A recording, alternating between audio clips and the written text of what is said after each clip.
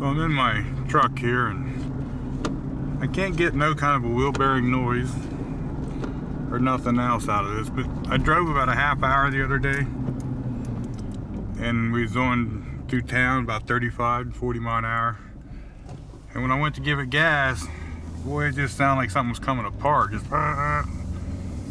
so I kind of tried to make it do it again, it wouldn't. So my first thought was 35 and barely giving up gas, maybe it was the torque converter, which, you know, we still don't know.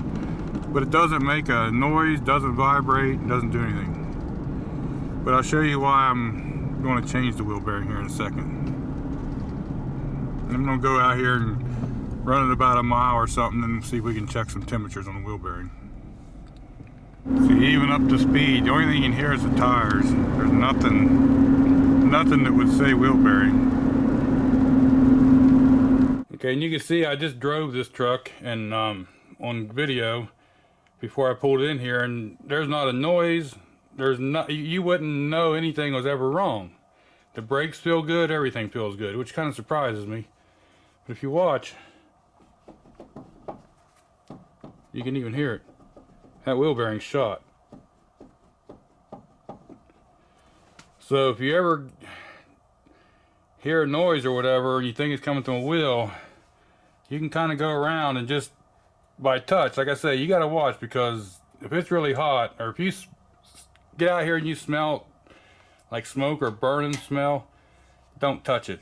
But just by feel, and I went around and felt all four tires, I knew this tire was producing a lot of heat right around this bearing.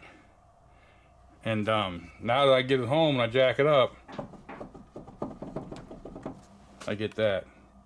So I guess the moral of the story is, every once in a while, it wouldn't even hurt if you drove somewhere just to lay your hand on the rim.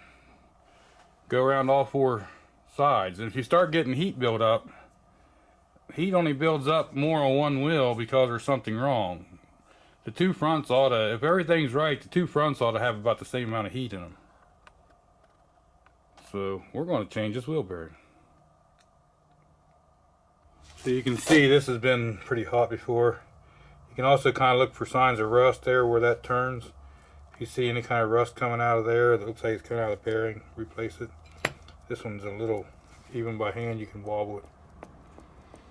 Funny thing is, the new one I put in, which is a name brand, I put it all in, the wheel speed sensor was dead. So I had to take it out and redo it again. Anyway, just remember, your wheel bearing does not have to make noise to be bad.